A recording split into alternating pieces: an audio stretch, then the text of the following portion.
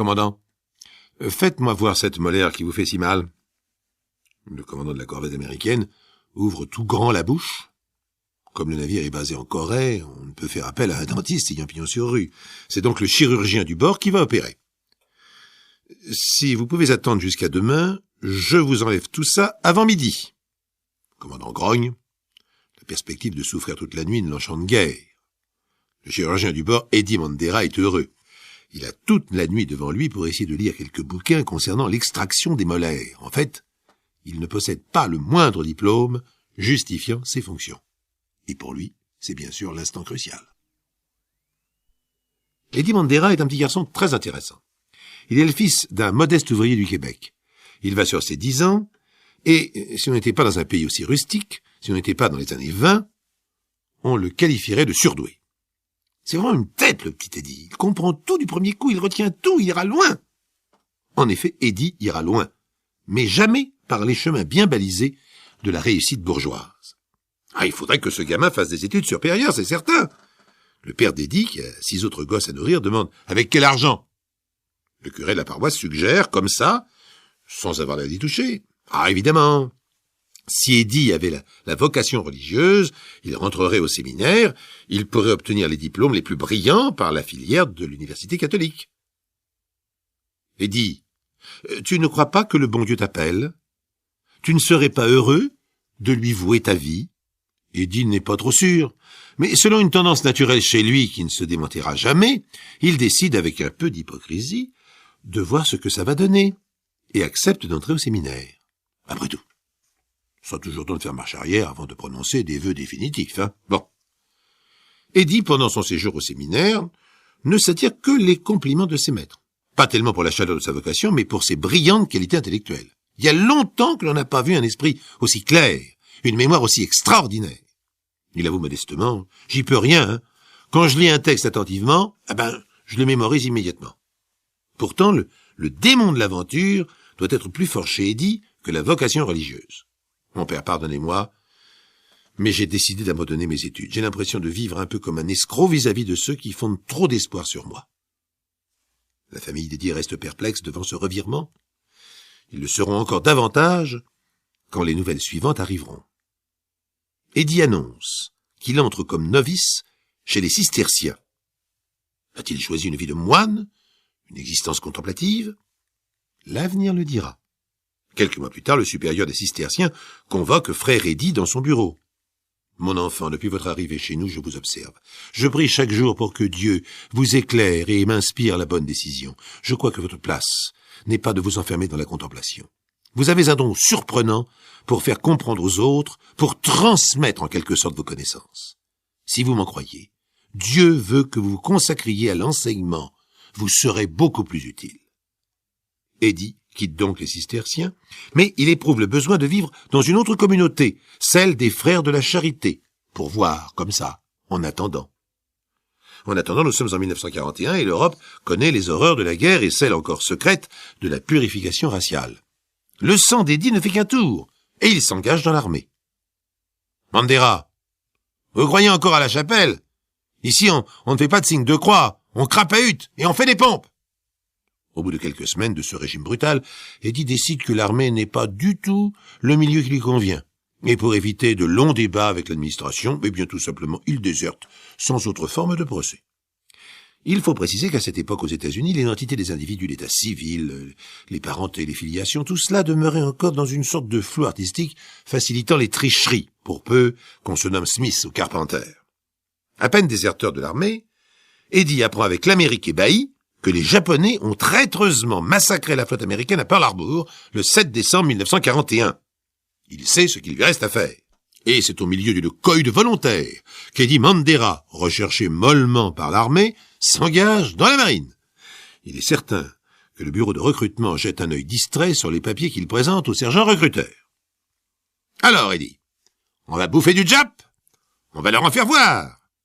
Je suis certain que dans moins de 6 mois, nous débarquerons sur les côtes japonaises pour leur crever leurs tripes. » Devant ces perspectives belliqueuses, Eddie, qui n'a pas la fibre guerrière, se sent moins certain de sa vocation. Il réfléchit. En admettant que je sois dans la marine, en admettant que les Américains débarquent au Japon, Il serait beaucoup plus confortable d'être officier, plutôt que d'aller se battre à la baïonnette contre des petits hommes jaunes prêts à tout. Eddie Mandera, simple soldat, remplit aussitôt un dossier pour faire une école d'officier. Réponse négative de l'armée. Son stage au collège catholique, sa période cistercienne n'ayant été sanctionnée d'aucun diplôme, il n'a pas le niveau requis. Pour Eddie, la solution s'impose d'elle-même. Il déserte pour la seconde fois. Mais il éprouve le besoin de se cacher loin du monde. Pour cela, faute de légions étrangères, Eddie choisit de s'ensevelir vivant dans un couvent trappiste du Middle West. Qui viendrait le chercher là? Pour mettre toutes les chances de son côté, Eddie Mandera, en arrivant dans la sainte retraite, se fabrique une nouvelle identité. Il est le docteur Lewis B. Carter, docteur Eslet, professeur de psychologie. Il a simplement recopié ce brillant curriculum vitae dans un annuaire très épais des enseignants américains. La trappe, c'est bien, mais au bout d'un moment, on éprouve comme un sentiment de claustrophobie. Le docteur Carter, en s'excusant du dérangement d'ailleurs, laisse les trappistes à leur méditation silencieuse et se présente chez les clercs de Saint-Patrick. Ah, voilà des religieux qui savent vivre. Eddie alias Lewis a le plaisir de suivre des cours à l'université catholique. Il s'initie au mystère de la philosophie scolastique, de la morale, de la psychologie, de la métaphysique, de l'épistémologie, de théologie, de cosmologie. Inutile de dire que les professeurs sont enchantés de leurs étudiants. Eddie finit par se demander s'il ne devrait pas carrément entrer dans les ordres. Mais il parvient pas à résoudre ce problème de morale personnelle. Et une fois de plus, Eddie Lewis disparaît soudainement. Il refait bientôt surface, sous différents états, professeur de psychologie dans un collège près des Grands Lacs. Puis on le retrouve en Californie, garçon de salle dans un sanatorium religieux. Ensuite il remonte vers le nord, de la côte pacifique, et le garçon de salle redevient professeur de psychologie. Il faut dire qu'Eddie a une méthode infaillible pour ne jamais décevoir ni les étudiants ni les autorités. Il apprend par cœur la veille de chaque cours la leçon qu'il va resservir avec brio le lendemain. Juste une leçon d'avance et rien de plus. Dans le Nord, au milieu d'hommes rudes, Eddie devient vite si populaire qu'on le nomme shérif adjoint. Eddie Mandera, suivez-nous. Vous êtes recherché pour désertion de l'armée et désertion de la marine en temps de guerre. Et le shérif adjoint s'éloigne, menotte au poing, entre deux agents du FBI. Mais on reparlera de lui. On en reparle au bout d'1 an et demi, quand sortant de prison, il se retrouve dans sa famille. Ah, pas de doute, il faut repartir du bon pied. Heureusement, Eddie possède toujours l'annuaire des enseignants, et il se fabrique une nouvelle identité. Walter B. Gasper, docteur S-Sciences, agrégé de sciences naturelles. Eddie se renseigne sur l'identité du vrai Walter Gasper et réussit à obtenir des papiers à ce nom parfaitement en règle. À présent, il est infirmier à l'hôpital de Philadelphie, s'inscrit à des cours de droit, puis entre chez les frères des écoles chrétiennes, qui, éblouis par sa science, l'expédient au fin fond du Canada. Eddie Mandera, comme de bien entendu, séduit tous ceux qui l'approchent. Un confrère, le docteur Mullock, fait appel à ses lumières. « J'ai un cas de rhumatisme arthritique rebelle. Qu'en pensez-vous » Eddie pense, pour l'avoir lu la veille dans une revue médicale, qu'un traitement au venin d'abeille ferait merveille. Et c'est le miracle. L'arthritique est soulagée. Eddie devient le docteur miracle. De fil en aiguille, Eddie entre en possession des diplômes du docteur Mullock et disparaît avec eux. Définitivement, pas du tout. Bientôt, il refait surface. « Je suis le docteur Mullock. Je désire m'engager dans la marine canadienne. » Sitôt dit, sitôt fait. Le temps de passer le conseil de révision. Et voici Eddie Mandera, Mullock bien sûr, sous l'uniforme de lieutenant de vaisseau. Pendant 2 mois, il fréquente les hôpitaux, autant qu'il le peut, histoire de savoir un peu de médecine. Ça peut servir, surtout qu'on l'expédie en Corée avec la charge de garder en bonne santé tout un équipage. Et c'est à peu près vers cette époque qu'Eddie, le séminariste, faux médecin, après avoir potassé toute la nuit des bouquins expliquant les mystères de la mâchoire, réussit à extraire la molaire du commandant. Ouf! Lieutenant! Vite, on a besoin de vous. On vient de nous amener un Coréen mal en point. Il a une balle tout près du cœur. Il faut que vous l'opériez. Eddie devient blême. Il s'est fixé une règle d'une grande sagesse. Moins tu coupes, moins tu auras à recoudre. Et il parvient à extraire la balle. Le Coréen rentre même à pied chez lui dès le lendemain. À partir de cette opération, le lieutenant chirurgien est pris d'une fringale de dévouement humanitaire. Dès qu'il a un moment, il se précipite à l'hôpital coréen sur le port et opère tout ce qui bouge. Cette abnégation impressionne énormément les indigènes qui lui vouent une vénération sans borne. Parmi les blessés qui gisent en piteux état, Eddie remarque un jour un cas désespéré, un soldat atteint d'une balle d'homme-d'homme en pleine poitrine. Les balles d'homme-d'homme interdites par les lois de la guerre explosent littéralement dans les chairs. Le malheureux ne survivra qu'à une condition, l'ablation du poumon. Eddie hésite, et puis il tente son va-tout. Dans ses lectures récentes, il a été très intéressé par un article décrivant en détail comment un chirurgien britannique vient de procéder à l'ablation d'un poumon du roi George VI. Grâce à sa mémoire exceptionnelle, et disons-le son sang-froid, il réussit l'opération.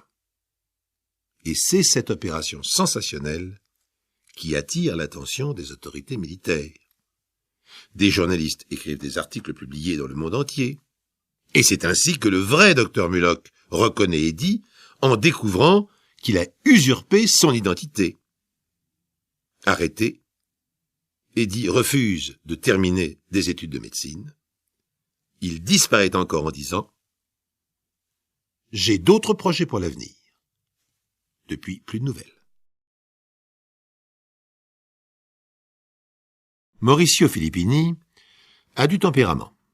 Il approche de la cinquantaine et il est le repère de 8 enfants dont son épouse s'occupe avec amour. Lui travaille dans les assurances. À Milan. En tout cas, c'est ce qu'il dit. Parfois, pour échapper aux dures réalités de la vie, il s'offre une séance de cinéma.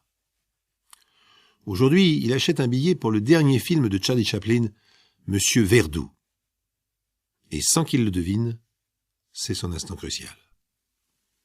En sortant du cinéma, Mauricio est tout songeur. Les aventures et mésaventures de Monsieur Verdoux, directement inspirées par Landru, lui ouvrent des horizons. En dehors de la salle, l'agitation de la rue, la foule milanaise, des hommes, des femmes, beaucoup de femmes. Mauricio, comme Monsieur Verdoux, regarde ces femmes avec un regard tout neuf. Et il réalise soudain que dans la grande ville, une multitude de femmes entre 30 et 60 ans souffrent de la solitude affective et sexuelle.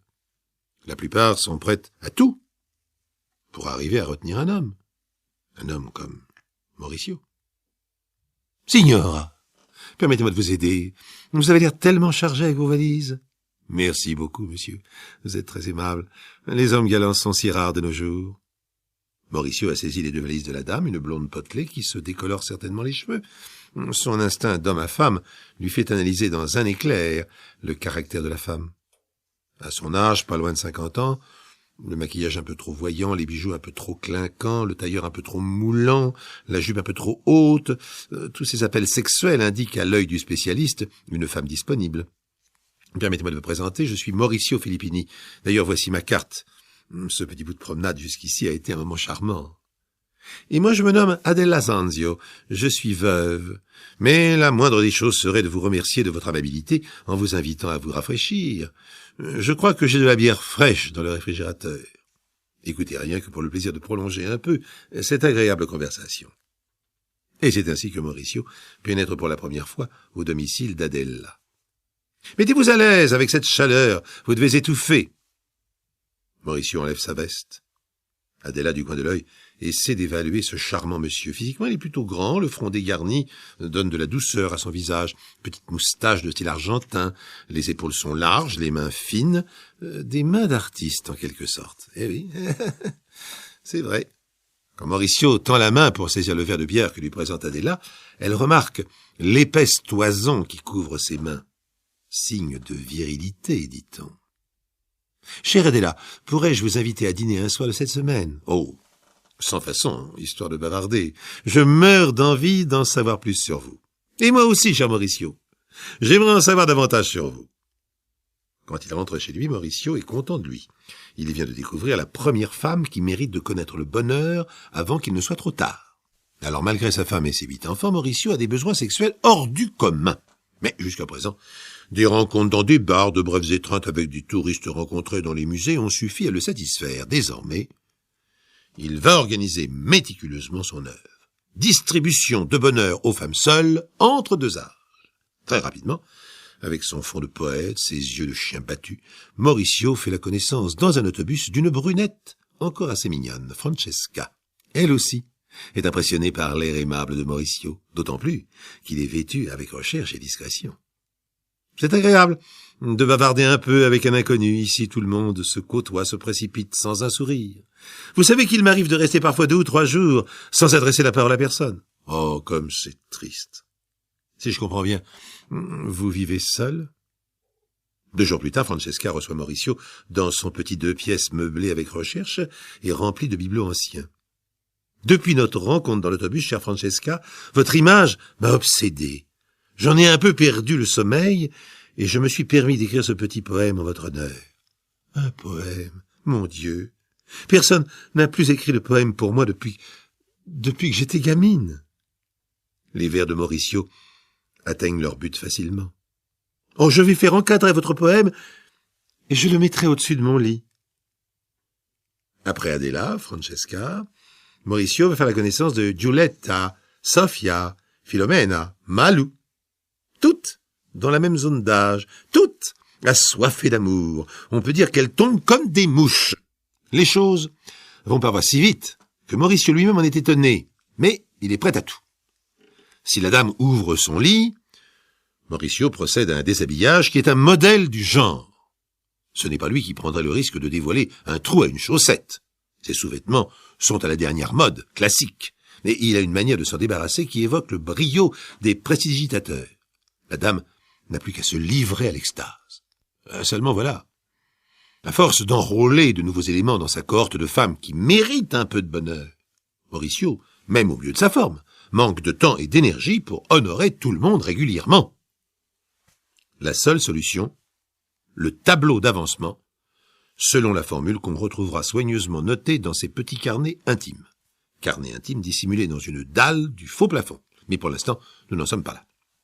Pour être inscrite au tableau d'avancement de Mauricio, la dame sélectionnée sans le savoir doit répondre à plusieurs critères. Bien évidemment, elle ne doit pas avoir de famille trop proche susceptible de s'inquiéter de sa disparition.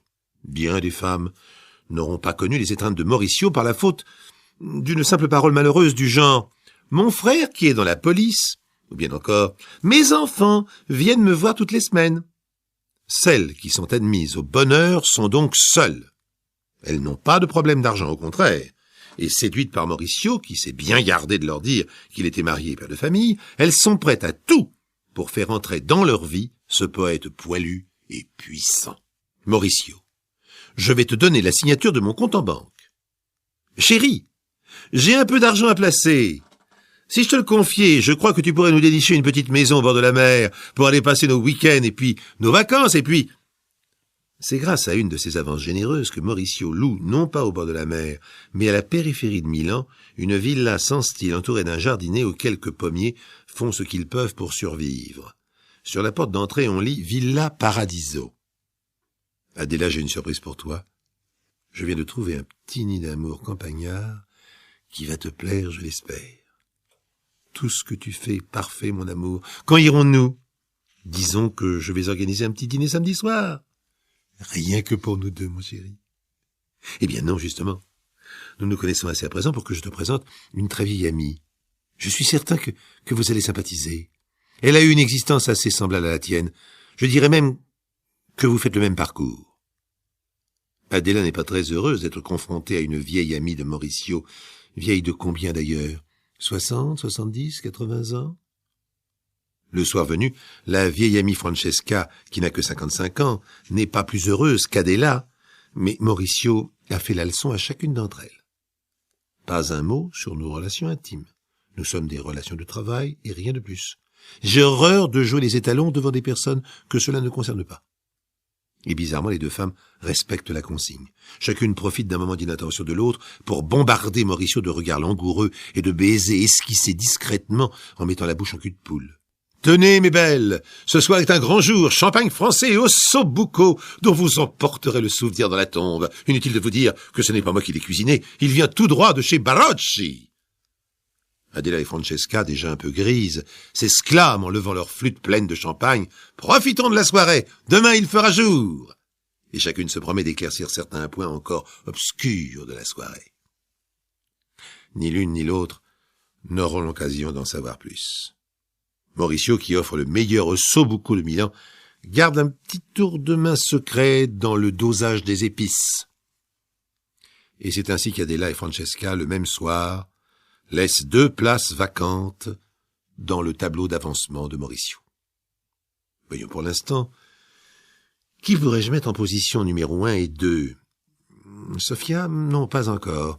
Pas avant qu'elle ne m'ait confié ses titres. Paola commence à devenir collante. De toute manière, nous avons fait l'amour pour la première fois il y a 7 mois. 7 mois de bonheur, la pauvre ne peut pas en demander plus. Ça ne serait pas raisonnable. 15 jours plus tard, c'est Paola, une forte napolitaine, qui est à son tour conviée à un dîner de gala par Mauricio. Ce sera pour elle l'occasion de faire la connaissance de Salomé, veuve d'un peintre. Toutes deux se régaleront de la fameuse bussecca, la soupe aux tripes milanaise, avec du champagne français pour faire passer le tout. Mais les 2 malheureuses auront du mal à digérer.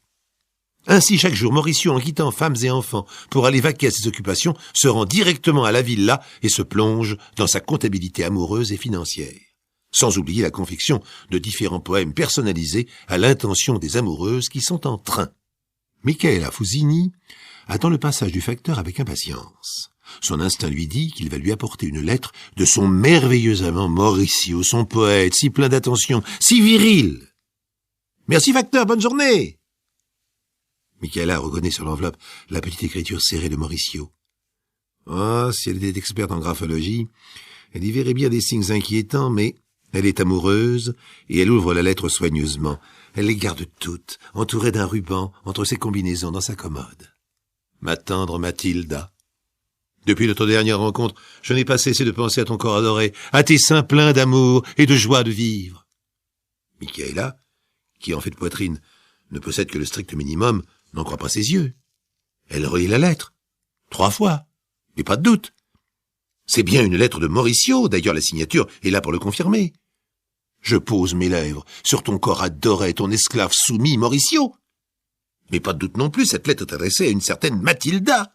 Sans doute une grosse dondon, aux mamelles surdimensionnées. Michaela est effondrée. Quand Mauricio appelle Michaela un peu plus tard pour organiser leur rendez-vous hebdomadaire, celle-ci, malgré sa fureur, reste très aimable. « Mais oui, mon chéri, j'ai reçu ta lettre. Elle m'est allée droit au cœur. Quand tu seras là, pourrais-tu jeter un coup d'œil sur le tableau des fusibles électriques? Il y a quelque chose qui ne va pas du tout. » En raccrochant le combiné, Michaela pense « Va falloir qu'il me rende le 1 000 000 de lire que je lui ai confié. » Michaela n'aura pas droit au dîner au champagne ni à l'ossobuco délicieux. Elle aura droit à 8 coups de tournevis dans la poitrine. Ah oui, parce que Mauricio a les nerfs un peu fatigués en ce moment, parce qu'il ne peut expliquer qu'il se soit trompé d'enveloppe en envoyant ses billets d'amour, parce qu'il éprouve le besoin urgent de faire taire Michaela qui hurle un peu trop et risque d'ameuter les voisins. Quand la police vient arrêter Mauricio, il a perdu toute sa superbe. On découvre ses vies multiples, et sous une dalle du faux plafond de la Villa Paradiso, les petits carnets où il a noté ses conquêtes, leur carrière, leur ration de bonheur, leur arrivée en tête au tableau d'avancement. Dans le jardin de la Villa Paradiso, on découvre 6 cadavres de femmes enterrés 2 par 2. Après les avoir drogués, Mauricio les étranglait et les ensevelissait. Ah, c'est pas pour rien qu'il avait des épaules carrées. Mais au bout du compte, il fait quelques heureuses. Celles qui avaient déjà entamé une liaison avec lui et ne se doutaient pas qu'un jour assez proche, elle devait, elle aussi, déguster l'ossobuco.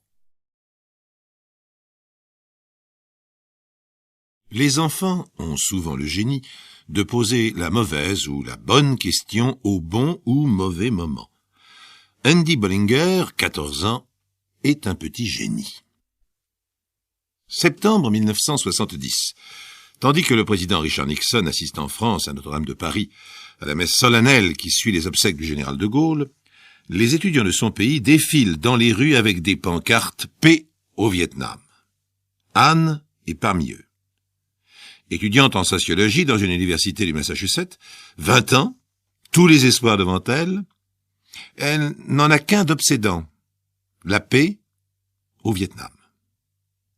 En novembre 1969, elle était déjà parmi les 250 000 jeunes Américains défilant dans les rues de Washington avec Nixon en effigie. « À bas Nixon, à bas la guerre !»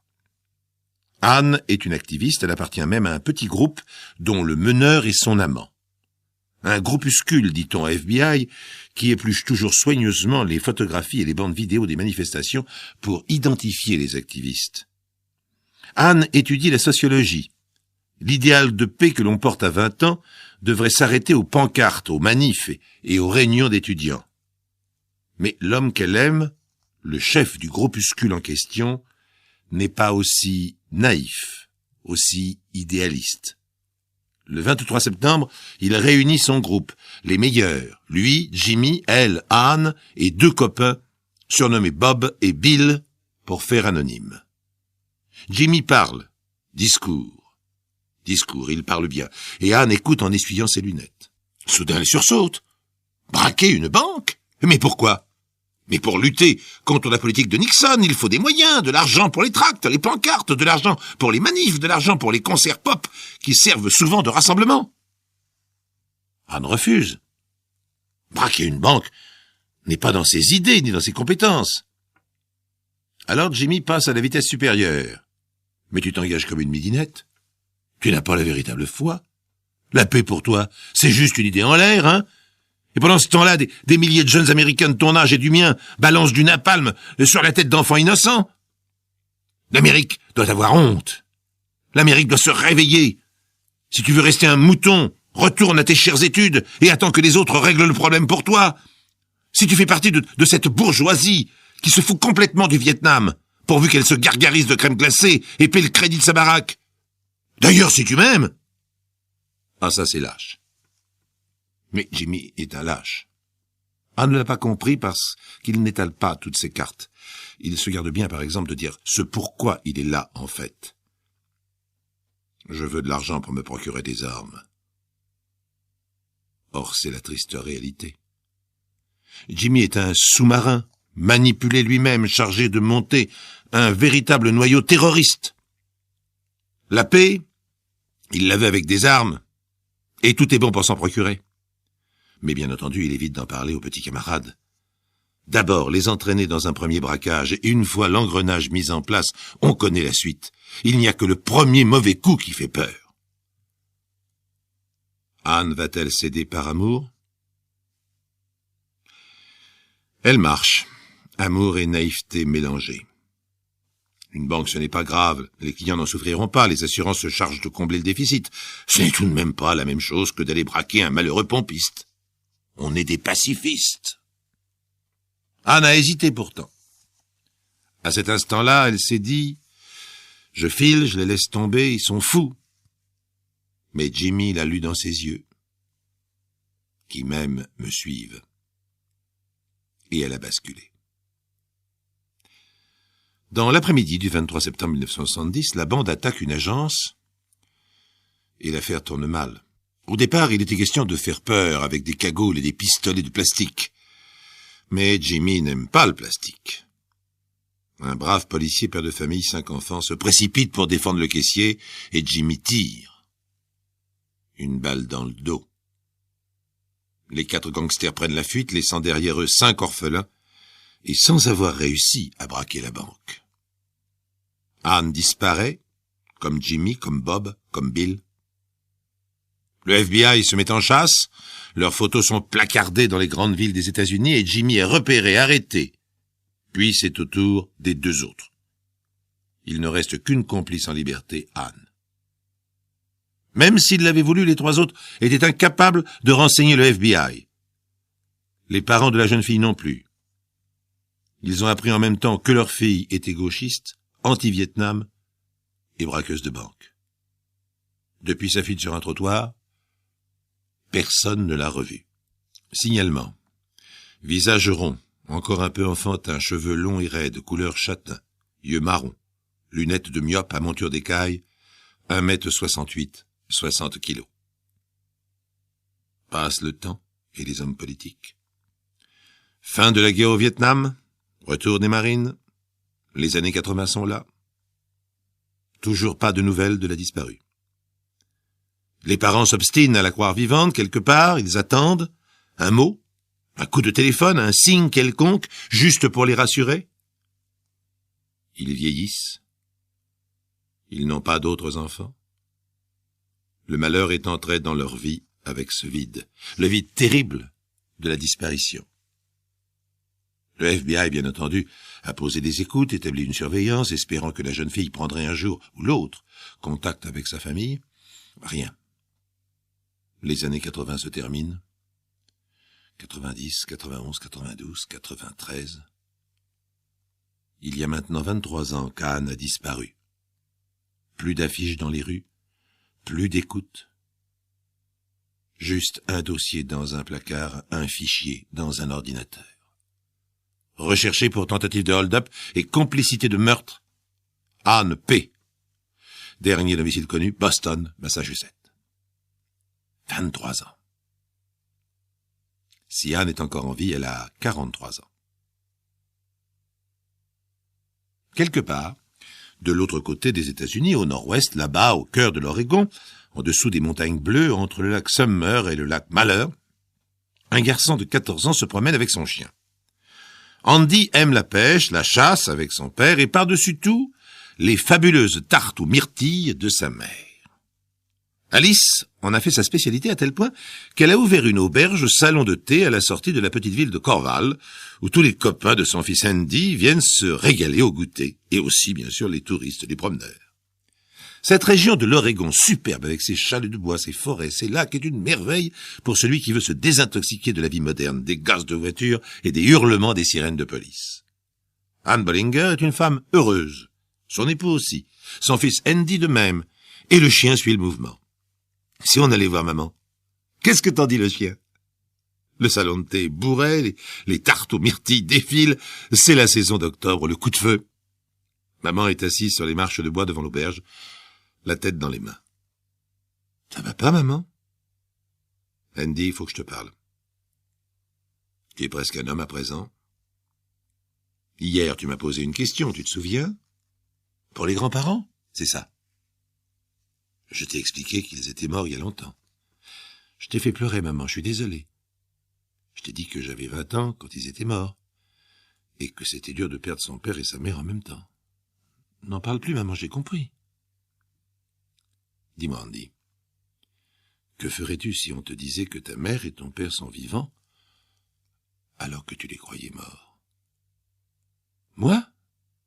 Bah, t'es marrante, je vais les retrouver en courant. Mais qu'est-ce que tu racontes, maman? Une histoire, Andy. La mienne. J'ai essayé d'oublier depuis des années. Et puis, mon histoire, elle m'est revenue comme ça en pleine figure à cause de toi. Parce que tu as demandé où étaient enterrés ton grand-père et ta grand-mère. Pourquoi ils étaient pas dans l'Oregon? Qu'est-ce qu'ils faisaient avant dans leur vie? Si tu leur ressemblais ou pas. Tu ressembles à ton grand-père, Andy. Du moins, je le suppose, car je ne l'ai pas vu depuis longtemps. Mais je lui ai parlé ce matin. Il n'est pas mort. Personne n'est mort. C'est moi qui ai voulu faire mourir tout le monde, tout mon passé. Tu sais que quand j'avais 20 ans, j'étais stupide, j'ai fait des bêtises, et j'ai eu peur qu'on me mette en prison. Alors j'ai disparu. J'ai changé de couleur de cheveux, d'identité, de lunettes, je me suis obligé à maigrir, parce que j'étais trop ronde. Je me suis habillé comme les gens d'ici, j'ai parlé comme eux, vécu comme eux, et puis j'ai rencontré ton père, et je n'ai plus donné de nouvelles à mes parents. Jamais. Je me suis inventé une histoire d'orpheline, un lieu de naissance qui n'était pas le mien. Et pendant des années, on m'a appelé Alice. Et tous les jours, je faisais des efforts pour ne pas me tromper. Même avec ton père, c'était difficile. Parfois, il me posait des questions comme toi sur ma famille, mes origines. Et j'avais toujours peur de me tromper, de répondre la vérité au lieu d'un mensonge. Il a fallu des années pour que j'arrive à vivre réellement dans la peau d'Alice Bollinger, ta mère. Je tremblais toujours que quelqu'un découvre que mes papiers étaient faux, que j'avais pris l'identité de quelqu'un d'autre. L'année dernière encore, en me décidant à épouser ton père, j'étais morte de trac devant le pasteur. Nous vivions depuis si longtemps ensemble qu'il ne comprenait pas pourquoi je refusais toujours de me marier. J'ai eu peur que les gens trouvent cela bizarre, et j'ai épousé ton père. Mais hier, quand tu m'as demandé où était la tombe de tes grands-parents, que je t'ai menti une nouvelle fois, J'ai pas pu le supporter. J'ai pas dormi de la nuit. Et puis ce matin, j'ai pris l'annuaire, j'ai demandé aux renseignements si monsieur et madame P. de Boston avaient toujours le même numéro de téléphone. J'ai appelé. Et j'ai entendu la voix de mon père. Alors je me suis excusé comme si je m'étais trompé de numéro, et il a dit « Qui êtes-vous » J'ai pas répondu, j'y arrivais pas. Alors mon père a dit « Rosemary, c'est encore ta sœur qui oublie de mettre une pièce dans la machine. » Rosemary, c'est ma mère. Et celle qui oublie de mettre une pièce dans la machine, c'est ma tante, Elisabeth. Et alors, qu'est-ce que t'as dit? Qu'est-ce que t'as dit, maman? Rien, j'ai raccroché. Et depuis, j'ai fait le point. J'ai pas réussi à être heureuse. Cette histoire me poursuit tout le temps. J'ai fait des dépressions, j'ai eu peur d'avoir un autre enfant pour des histoires de papier, peur d'épouser ton père, peur de te mettre plus tard à l'université. Je n'arrive pas à oublier. Et puis surtout, j'ai compris qu'un jour, si tu me demandais encore une fois où était la tombe de tes grands-parents, il n'y aurait peut-être plus de téléphone à Boston, plus de papa, plus de Rosemary, plus de tante Elisabeth. Tu as compris, Andy? Pas tout, maman, mais j'ai compris le principal. Va voir ton père et ta mère. Tu t'arrangeras bien pour le reste. Peut-être que les gens, ils t'en veulent plus là-bas à Boston pour les bêtises que t'as fait. Oh, ça m'étonnerait, Andy. Je risque de ne plus te voir pendant un moment. Tu es sûr que je dois le faire. Tu m'as toujours dit, range tes affaires, n'attends pas le lendemain. D'accord, Andy, je vais ranger mes affaires. Aujourd'hui, c'est l'heure. Anne P. a été condamnée à 8 ans de prison, au terme desquels il lui sera possible de recommencer sa vie normalement, de refaire des tartes aux myrtilles en Oregon, et de vérifier si son fils Andy ne fait pas de bêtises à l'université. Avec un peu de chance, elle sera libérée sous contrôle judiciaire à la moitié de sa peine. Auquel cas elle sortira en octobre 1997. 5 avril 1988, 1h30 du matin. Un automobiliste roule au volant de sa camionnette sur une route secondaire à une vingtaine de kilomètres de Mannheim, en Allemagne. À proximité du village de Pfaffen, il pénètre dans une forêt assez dense. Et soudain, il écrase le frein. Là, sur le bord de la route, une forme est allongée. L'automobiliste descend de sa camionnette, s'approche. C'est un cycliste. L'homme est allongé sur le dos, sa jambe gauche est empêtrée dans sa machine. Il ne porte aucune blessure apparente, mais il semble qu'il ne respire plus. L'automobiliste remonte dans sa voiture et s'arrête quelques centaines de mètres plus loin, devant la première ferme qu'il rencontre. Ses occupants réveillés alertent aussitôt le médecin et le maire de la commune de Pfaffen. Une demi-heure plus tard, ils sont sur place. Le médecin constate que l'homme est mort. Il a la cage thoracique enfoncée. S'il n'y a pas de traces de blessure, c'est que sa grosse canadienne a amorti le choc. Le maire de son côté identifie aussitôt la victime. C'est Jürgen Grass, un des commis de la boucherie du village. Il avait tout juste 20 ans. Le médecin, le maire et l'automobiliste battent la semelle en attendant l'arrivée des gendarmes. Ils ont été prévenus et ne vont pas tarder. Un accident de la route, tragique dans sa banalité, voilà ce qu'ils sont tous trois en train de penser. Aucun d'eux n'imagine autre chose. Imaginez quoi, d'ailleurs?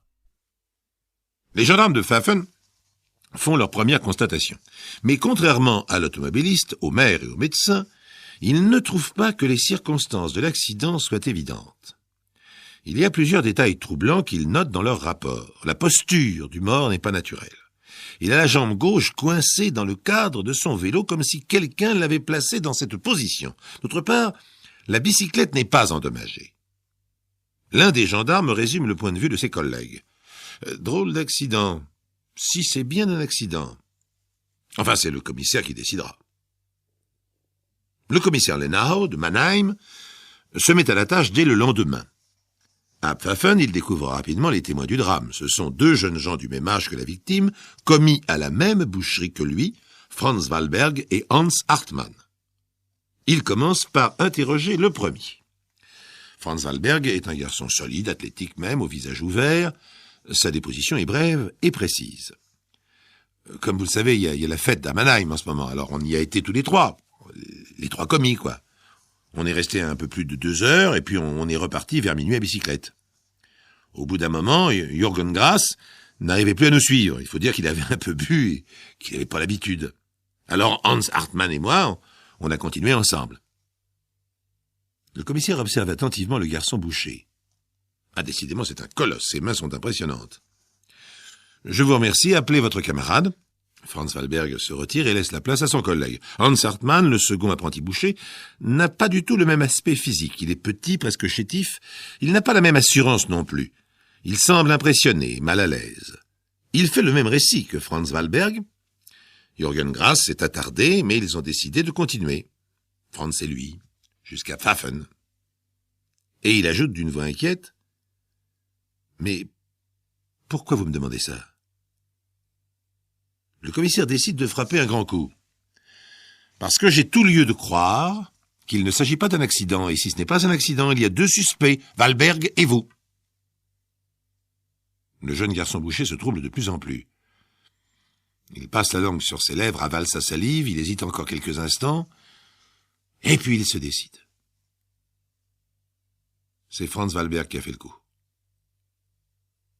On roulait tous les 2, quand il m'a fait signe de m'arrêter. Il m'a dit « J'ai un compte à régler avec Jürgen ». On l'a attendu. Quand il est arrivé, Franz s'est jeté sur lui et l'a frappé. Après, il est revenu vers moi et il m'a dit « Boucle-la, si tu ne veux pas qu'il t'arrive quelque chose ». Le commissaire Leinau est satisfait. Dès le départ, il n'avait pas cru à l'accident. Son intuition ne l'avait pas trompé. Il convoque aussitôt Franz Wallberg. Celui-ci pousse un cri d'indignation quand il apprend les aveux de son camarade. Mais enfin, ça ne va pas. Qu'est-ce qui lui prend à Hans? Il est devenu fou, quoi. Mais malgré ses protestations, il est inculpé de meurtre et arrêté.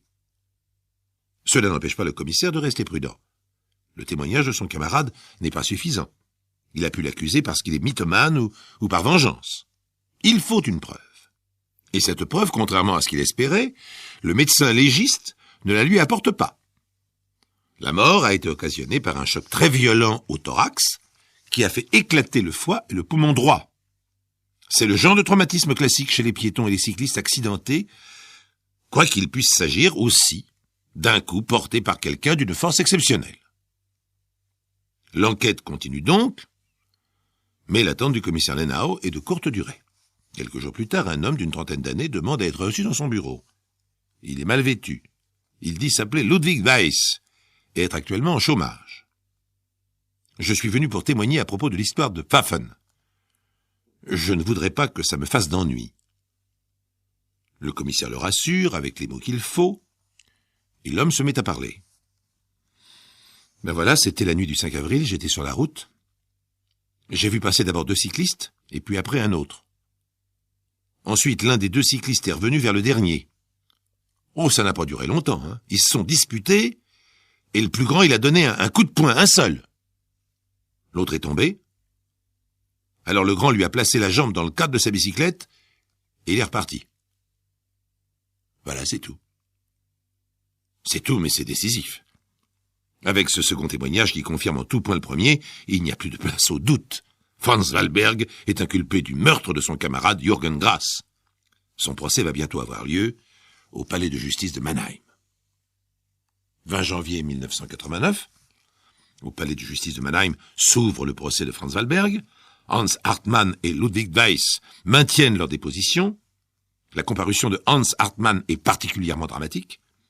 Tourné vers les juges et les jurés, n'osant pas regarder son camarade, il répète mot pour mot ses accusations. Franz Wallberg l'interrompt avec véhémence. « Mais ce n'est pas vrai, Hans! Tu sais très bien que ce n'est pas vrai. Il faut que les gendarmes t'aient rudement tabassé, ou alors qu'ils t'aient fait boire, pour que tu racontes une chose pareille. » Mais l'autre impitoyable continue son accusation sans regarder dans sa direction. Pourtant, le témoignage suivant provoque la sensation. Le maire de Pfaffen vient déposer à son tour. Au début, commence-t-il, j'ai cru, comme tout le monde, à un accident, surtout à cause des traces de pneus sur la Canadienne du mort. Le président fait un bond sur son fauteuil. Des traces de pneus? Mais l'instruction n'en a jamais fait mention. Pourquoi n'en avez-vous pas parlé? Le maire tombe des nues à son tour. Voyons, les gendarmes les ont vus comme moi. Je pensais qu'ils les avaient mentionnés dans leur rapport. Le président se fait communiquer le rapport des gendarmes. Il n'est nulle part question des traces de pneus. Mais le procureur s'est habilement fait oublier l'incident. Une voiture a fort bien pu passer sur le corps de la victime après le meurtre. Cela ne prouve rien. Le procureur est d'ailleurs connu comme un orateur redoutable. Son réquisitoire est net, précis. Il s'est fait ressortir la preuve accablante que constituent les 2 témoignages concordants. À l'issue de la délibération des jurés, Franz Wahlberg est condamné à 5 ans de prison et 5 ans d'interdiction de séjour. Les habitants de Pfaffen, qui en majorité croient à son innocence, commentent avec sévérité le verdict. Mais qu'est-ce que cela veut dire, 5 ans de prison? Pour un meurtre, ce n'est pas assez. C'est donc que les jurés ont eu un doute. Et alors il fallait l'acquitter. 6 mois ont passé à Pfaffen, et le patron de la boucherie est de plus en plus troublé. Son commis, Hans Hartmann, n'est plus le même depuis le procès et la condamnation de Franz Wahlberg. Autrefois, c'était un joyeux drille, pas toujours assez sérieux même. Maintenant, il est fermé, nerveux, irritable. Un jour de septembre 1989, le patron n'y tient plus. Après la fermeture de la boucherie, il prend son commis à part. « Dis-moi, Hans, il y a quelque chose qui ne va pas. » L'autre évite son regard, mais le patron insiste. « C'est à cause de ce que tu as dit au procès, n'est-ce pas ?» Et soudain, le jeune homme s'effondre. Il pleure à chaudes larmes. « Oui, j'ai menti. À cause du commissaire. Il m'avait dit que c'était un crime. Que si c'était pas Franz, c'était moi. Alors j'ai eu peur et j'ai inventé cette histoire. C'était toi, alors? Le jeune homme se récrie, mais non! Non, j'ai rien fait! C'est ce qu'a dit Franz qui est vrai. On est restés ensemble tous les deux jusqu'au bout. C'était sûrement un accident. Le patron boucher pose la main sur l'épaule de son employé. Hans, mon garçon, voilà ce que je te conseille. Écris tes aveux. Réfléchis bien toute la nuit. Et demain, si tu n'as pas changé d'avis, va les porter aux gendarmes. Hans Hartmann suit le conseil de son patron et le lendemain matin, il poste à l'attention du commissaire Lenau une lettre avouant son faux témoignage. Au commissariat, bien sûr, la lettre fait l'effet d'une bombe. Pourtant, le commissaire Lenau ne veut pas y croire tout de suite. Hartmann aura écrit ce billet pour essayer de sauver son ancien camarade. De toute façon, ce n'est pas sur son seul témoignage que Wahlberg a été condamné. Il y a l'autre, celui de Ludwig Weiss. Par acquis de conscience, le commissaire décide tout de même de convoquer ce dernier à son bureau. Et c'est le lendemain qu'il apprend que Ludwig Weiss a été interné à l'asile psychiatrique de Mannheim. Diagnostic des médecins, paranoïa et mythomanie. Cette fois, toute la construction du commissaire Lenau s'écroule. Un menteur et un mythomane, tels étaient les accusateurs de Franz Wahlberg. Il faut faire marche arrière, et dès le 20 octobre, Franz Wahlberg est libéré de prison. Son collègue Hans Hartmann prend aussitôt sa place pour 5 ans, car selon la loi allemande, celui qui fait condamner un innocent à cause d'un faux témoignage reçoit une peine égale à celle que son témoignage a entraînée. Franz Wahlberg a été par la suite réhabilité officiellement et a reçu des dommages et intérêts pour le temps qu'il avait passé injustement sous les verrous. Quant à la raison de la mort du malheureux Jürgen Grass, c'était de toute évidence l'hypothèse que le commissaire avait écartée d'emblée. Un accident. Si sa bicyclette n'avait pas été touchée, c'était qu'il était pied à terre au moment du choc, et sans doute sous l'effet de l'ivresse. C'était simple, mais il suffisait d'y penser. Voyez-vous, il faut toujours penser aux choses simples avant d'accuser les gens. Frau Graus tricote chez elle un joli pullover pour son fils Fritz, avec un motif de jacquard des Edelweiss bien blanc sur un fond vert et bleu. Elle est contente. Son pull avance bien et, malgré la complexité de son ouvrage, elle espère en venir à bout avant la fin de la semaine. Pour l'instant, tout est calme. Le soleil de printemps entre par la fenêtre, grande ouverte. Même Mitzi, la chatte noire et blanche et beige, se réchauffe sur l'appui de la fenêtre. Les yeux fermés, elle dort à moitié. 4 étages plus bas, l'agitation de la rue. Frau Graus entend des bruits d'outils dans la salle de bain, mais rien d'étonnant à ça, le plombier est là. Il est venu pour réparer la douche que Fritz a trouvé le moyen de démolir, Dieu sait comment. Le plombier, Herr Trauber, ouvre la porte qui fait communiquer la salle de bain et la salle de séjour. C'est l'instant crucial. « Frau Graus, j'aurais besoin d'un seau en plastique. Vous avez ça ?» Sabine Graus va répondre qu'elle en a un dans la cuisine, mais soudain elle ne peut plus parler. En ouvrant la porte de communication, le plombier a créé un courant d'air soudain entre la fenêtre de la salle de bain et celle de la salle de séjour. Ce courant d'air, passant juste sous le nez de Sabine Graus, provoque une réaction banale. Elle sent qu'elle va éternuer. Ça y est, je suis encore parti pour 17 fois. Et oui, depuis plusieurs générations, dans la famille de Sabine, on répète que les éternuements vont toujours par série de 17. Alors normalement, Sabine devrait attraper son mouchoir, un bout de son tablier, n'importe quoi, et bloquer cet éternuement qui monte. Mais pour l'instant, elle est en train de tricoter une manche de pullover avec 4 aiguilles et toutes les laines du jacquard. Ça fait pas mal de choses à maintenir en place pour ne pas perdre des mailles. Alors tant pis. Sabine Graus éternue. C'est un éternuement énorme, cataclysmique, tonitruant. On dirait que tout l'air de sa forte poitrine s'évacue en un quart de seconde. Juste le temps de récupérer, de remettre de l'air dans ses poumons, et voilà, c'est reparti. Le plombier Herbert Trauber en est abasourdi. Jamais de sa vie, il n'a entendu un tel éternuement, une expectoration qui fait trembler les vitres. Mitzi, la chatte noire, blanche et beige, endormie au soleil sur l'appui de la fenêtre, a certainement déjà entendu Sabine en train d'éternuer, mais Mitzi aujourd'hui est réveillée en sursaut par l'explosion. Elle saute brusquement en l'air. Quand on dort au soleil à la hauteur du 4e étage, cet exercice n'est pas conseillé. On risque de perdre l'équilibre, surtout quand on est une grosse minette à la bedaine un peu pendouillante. Sabine, entre le 2e et le 3e éternuement, a le temps de voir Mitzi qui disparaît, aspirée par le vide. Du coup, elle lâche son tricot, perd des mailles et se précipite vers la fenêtre. Elle veut crier « Mitzi !» Mais comme elle éternue en même temps, cela donne un « Mitzi !» lamentable et inutile. De toute manière, Mitzi est déjà arrivée en bas. On a beau dire que les chats ont 9 vies successives. Frau Graus arrive en force à la fenêtre. Elle glisse un peu sur son parquet impeccable. Pour un peu, elle basculerait elle aussi et irait rejoindre Mitzi 4 étages plus bas.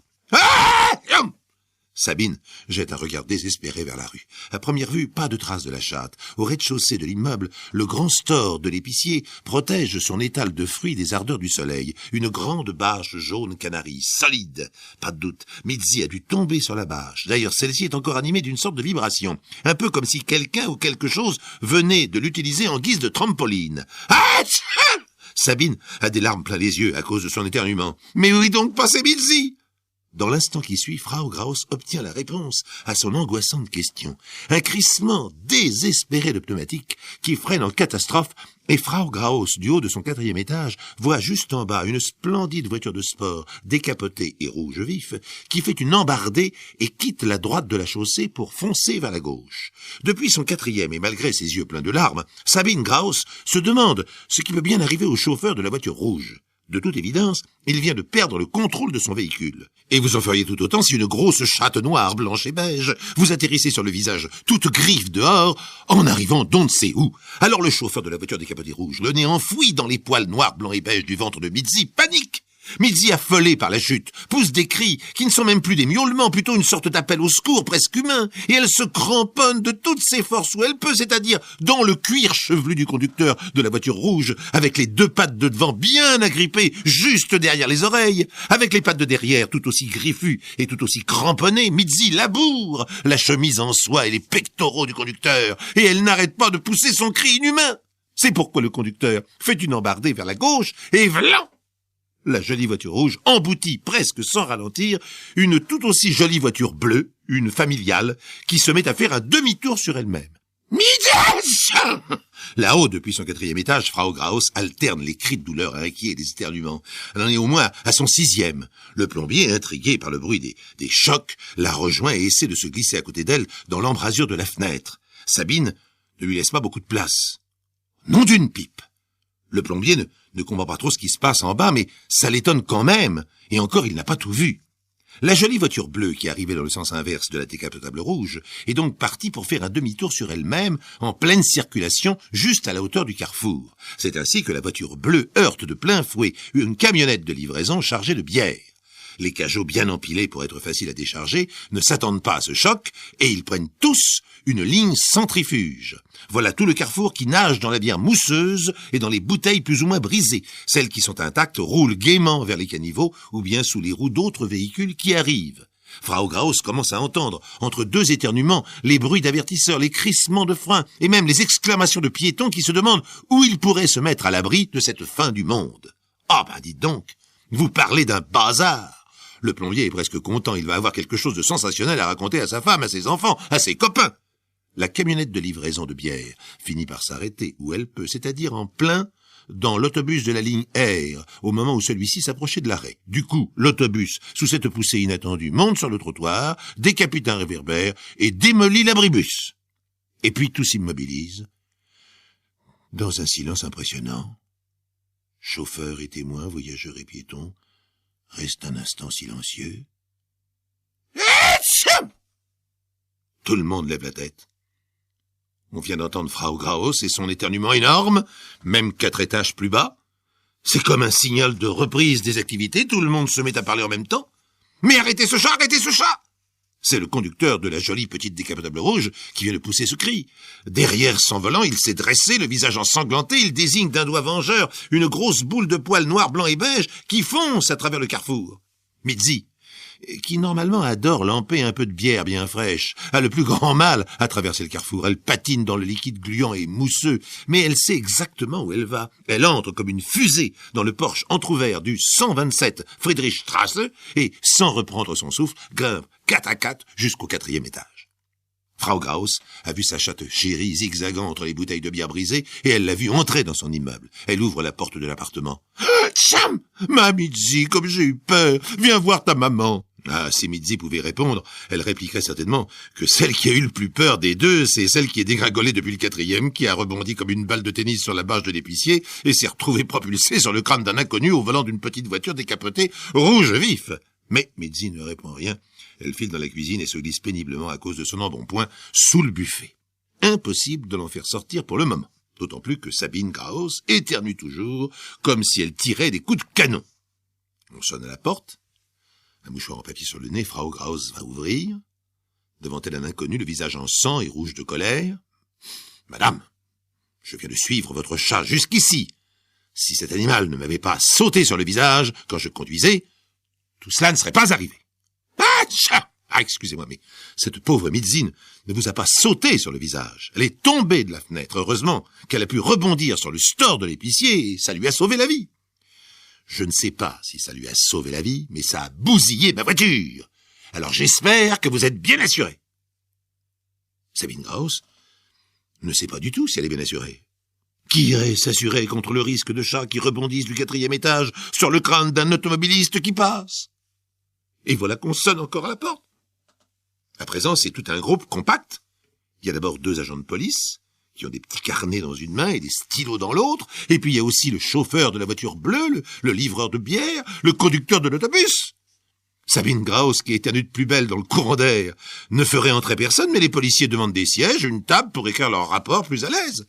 Le plombier, lui, penché à la fenêtre, contemple le désastre tout à son aise, en s'exclamant à intervalles réguliers « Ah ben ça alors! Oh ben quand je vais raconter ça à Gertrude !»« Dites donc, Cartarbeur, allez donc le chercher dans la cuisine, ce fameux seau en plastique. Je suppose que vous n'avez pas fini de réparer la douche ?» Le plombier ne se le fait pas dire 2 fois. Dans la salle à manger, les policiers essayent de remettre un peu d'ordre dans les constats, les plaintes, les responsabilités mutuelles, réciproques, consécutives et relatives. Alors dites donc vous l'autobus, vous avez été tamponné par le livreur de bière. Ah bah oui, c'est pour ça que j'ai perdu le contrôle, imparable. Et vous, le livreur de bière, vous avez été percuté par la Volkswagen bleue. Tout à fait. Et vous, la Volkswagen, vous avez été heurté par la Mercedes rouge. Absolument. Et vous, la Mercedes rouge, vous avez été aveuglé par le chat. Encore heureux qu'il ne m'ait pas crevé les yeux.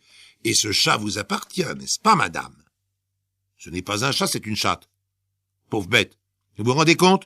Une chute de 4 étages sur le store de l'épicier? J'ai eu aussi peur que si c'était moi qui étais tombé à sa place. L'épicier, qui entre-temps est arrivé, lui aussi remarque finement. Ça avait été vous, vous n'auriez certainement pas rebondi. Ma toile et mes tomates y auraient pas résisté, hein. Le policier qui porte 2 galons commente. Donc, c'est la chatte de Frau Graus qui doit être considérée comme responsable de l'accident. Ah, tcha! Ah, mais pardon, je ne suis pas du tout d'accord. Si ma chatte est tombée du 4e étage, c'est parce qu'elle a eu peur. Et de quoi? De mon éternuement. Vous voyez, c'est assez impressionnant, surtout si on est en train de dormir. Alors c'est vous, chère madame, qui êtes responsable. C'est donc à vous de payer les dégâts, vous ou votre assurance. Apparemment, vous allez en avoir pour une bonne petite pincée, hein? Frau Graus se sent pris au piège. Mais elle n'est pas à bout d'arguments. Ah, mais pardon! Si j'ai éternué, c'est parce que je me suis soudain trouvé en plein courant d'air. Et le responsable, c'est l'auteur du courant d'air. Bah, c'est-à-dire Ertrauber, le plombier ici présent, qui a ouvert la porte sans refermer auparavant la fenêtre de la salle de bain ouverte par ses soins. Ertrauber revient. Il ne s'attendait pas à cette attaque. Ah bah celle-là, c'est la meilleure. Ah, quand je vais raconter ça, Gertrude? On est convoqué pour réparer une douche qui tient à peine tellement c'est de la camelote, et tout à coup on se retrouve responsable de toute une série de carambolages. Ah bah ça va pas se passer comme ça, hein?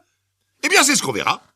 Vous n'aviez qu'à fermer la fenêtre avant d'ouvrir la porte, ou bien à apporter votre matériel avec vous. En tant que cliente, je n'ai pas à vous fournir un seau en plastique. Bon, eh bien puisque c'est comme ça, je vais attaquer votre fils. Après tout, c'est lui qui a démoli votre douche. C'est donc lui le responsable. Inutile de dire que les protagonistes se séparent de très mauvaise humeur. De fil en aiguille, devant l'énormité des dégâts, l'affaire finit par se retrouver devant le tribunal de Cologne. C'est Mitzi, pauvre boule de poils noirs, blancs et beige, qui fut déclaré responsable de ce magnifique carambolage. Ertrauber fut déclaré parfaitement innocent du crime d'ouverture intempestive de porte. Le juge trancha nettement. Frau Graus, en tant que propriétaire de la chatte nommée Mitzi, vous êtes condamné à régler les frais engagés par les différentes sociétés d'assurance. Heureusement pour elle, Sabine Graus, prise en plein tribunal d'une nouvelle série d'éternuements tonitruants, trouve quand même la force de dire « J'ai vérifié mes assurances, j'en ai une qui couvre ma responsabilité civile à titre individuel et j'avais pris la précaution de préciser l'existence de Mitzi. » En sortant du tribunal, Sabine Graus houspille le petit Fritz, son fils. « Je m'en fiche que tu n'aimes pas ton pull vert, à moi il me plaît. En attendant, il faut encore trouver un nouveau plombier pour réparer la douche. »